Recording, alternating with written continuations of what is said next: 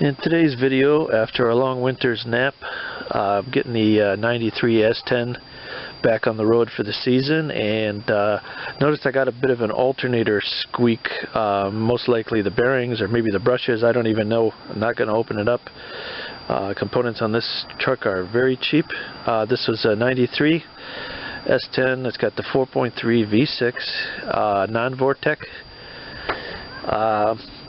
And I'm also going to replace the timing belt tensioner while I'm in there, the timing belt, and the idler pulley, the separate idler pulley, and also the pulley that the timing tensioner comes with, just to get all the components in line there, because you sure don't want anything seizing up. In this vehicle, it runs the obviously the alternator, the power steering pump, the water pump. So if you lose that belt for any reason, anything seizing up, you lose them all.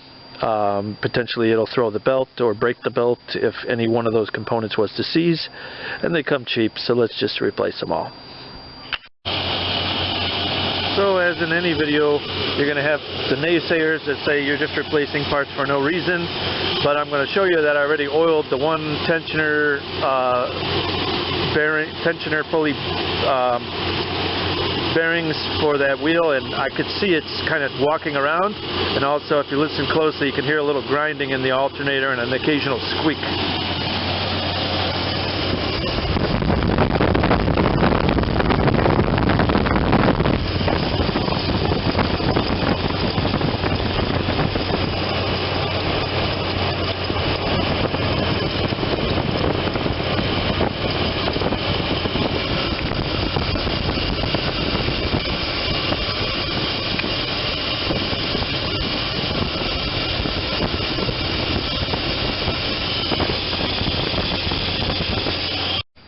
Because during these repairs that I'm doing here, I'm going to be dealing with the main power cable that goes directly from the battery to the back of the alternator. We want to make sure we don't arc that out on anything, so I'm going to go ahead and disconnect the battery. Just about any procedure you do on a car, they say to do it, but this one especially is important because you will have that main cable and there is no fuse. Now, sharp-eyed viewers of my channel will notice I'm going to break this up into 3 videos later, so it's easier to find people that want to do just one of these 3 operations I'm doing. So they will be a little repetitive, but I'm doing it for ease of people finding the videos that they need. One of the things I wanted to mention is GM's pretty good about this. They got these arrows here, and this arrow, and that's washing out because of the sun. One of the things I like about this tensioner system here, well, first of all, it's very simple, but it's got this little arrow, and on the back here, along this ridge, that arrow is pointing at that block of aluminum there. If the arrow is all the way to the end like mine is, that means your belt is stretched and doesn't have much more to give. The tensioner is almost at the end of its rope. If you put on a new belt, you'll probably be in the middle or, you know, to that side. I'm just going to demonstrate how that works. I'm going to put a wrench on here, wrench down on that pulley, and I'm going to twist it a little. And you can see I'm able to unload that, and that we're mostly at the end of the travel there. It only has a little more to go, and it won't be able to tension that belt anymore. Hoping I'm getting a good shot of that. Let me do it again in the shade. Like there's where it might be new, and then mine's all the way, you know, to the end. So just so you know how that tensioner works. So to take the tension off, I'm gonna have to put this on a tripod, and I will get on that wrench and turn it counterclockwise to unload the belt. So for any of the procedures I'm showing today, no matter how you have to, what you're working on, whether it be your air conditioner, compressor, your tensioner, your idler pulley, your alternator replacement, power steering pump replacement, you have to get the belt unloaded. This is a tensioner, and it's spring loaded against that belt. I need to uncock the spring and slip that belt off one of the pulleys. And probably the easiest one to slip off is the one on the tensioner because it's a smooth pulley. The other ones have ribs. So I'm going to attach one wrench to another here just to get some extra leverage. And I'm going to slip that belt. And that kind of sprung loose in a hurry, but now we have our belt that we can take off. Alright, so the next piece I'm going to do is the tensioner and tensioner pulley assembly.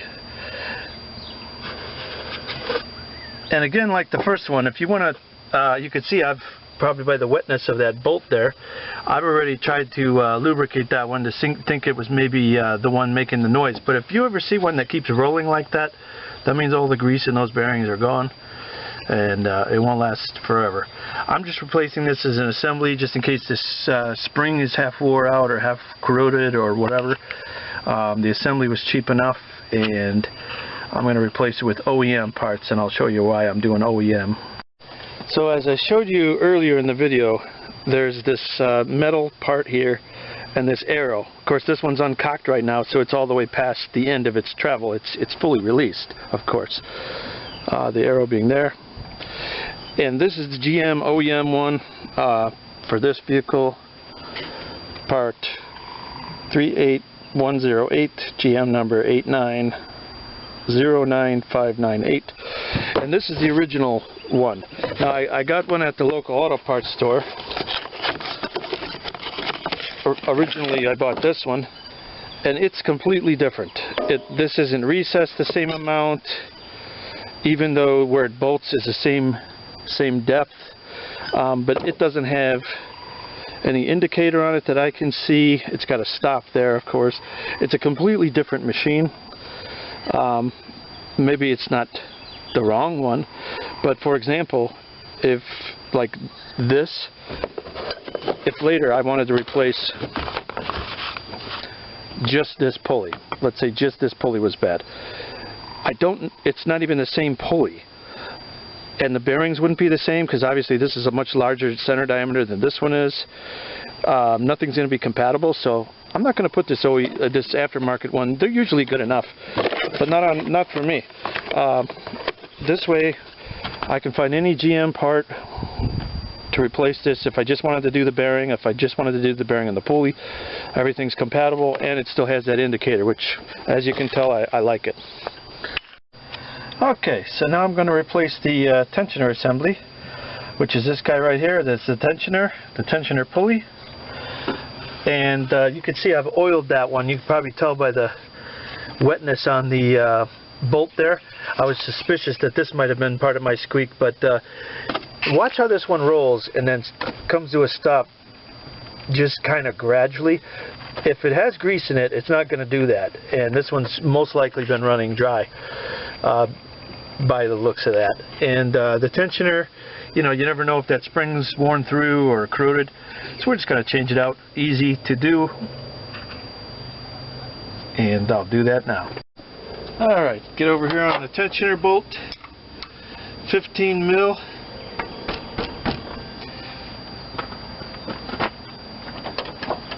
Yeah, gonna need some more leverage on that one.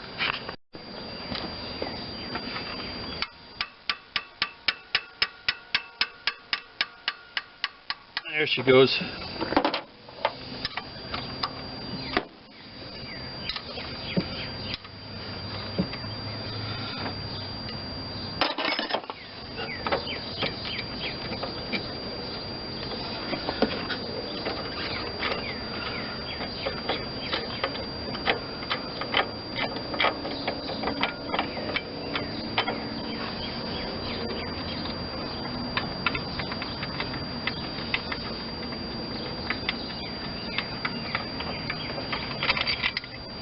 Comes right out.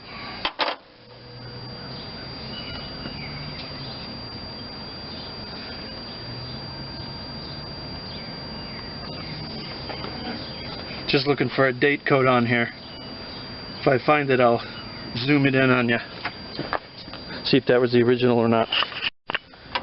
So the only date code I can see on mine, it says 9, and there's a 9 in there also, so might have been replaced in 2009, don't know. And the reason I know that's the date code is this one says 20, so that's it's right now 2021. So you can see now, anytime you get any kind of components that you're replacing, look them over, compare them to the old one, and let me get you a little less zoomed here. Look them over, compare them to the old one. The hole size good, they're the same length, same depth, you know. It's a good idea, even if you're getting OEM parts, just make sure. So on the back of the tensioner assembly, we can see we've got an indicating, a locating pin and a regular hole. So we just kind of, the locating pin obviously goes there, and the regular bolt that mounts it.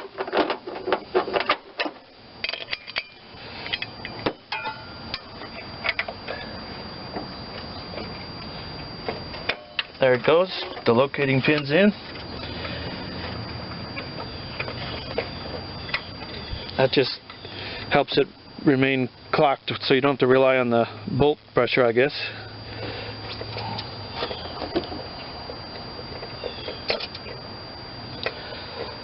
And once I get that tight, I'm going to make sure that pulley's put on good and tight,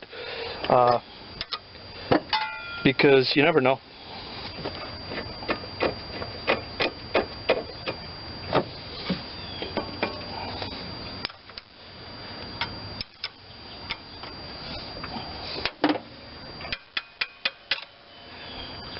Got my torque wrench. Click. That's how we do a tensioner pulley. And a tensioner assembly, I should say.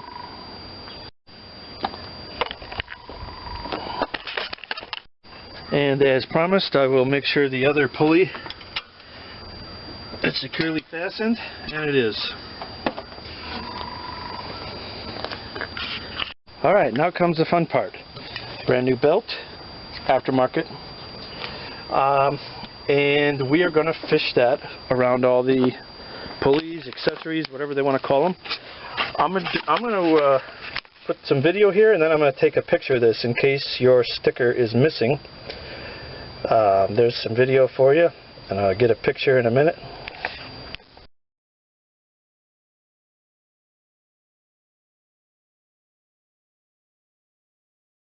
So in general terms on belts, just if you ever don't have a sticker or don't remember how it went on, the grooved side, the multi-rib side, goes to the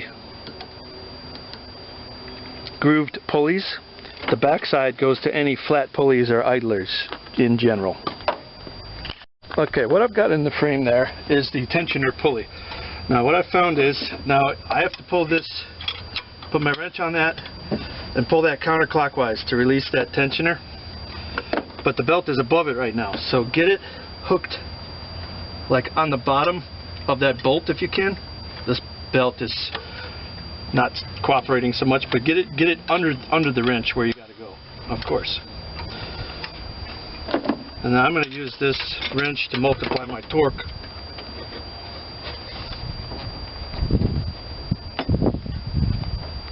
Slip the belt underneath, let her go. Let's see what we got.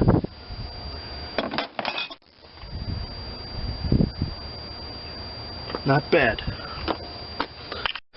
Thanks for sticking there to the end. Hope you enjoyed watching me keep my 28-year-old everyday driver reliably on the road, and I hereby declare this one Wildwood certified.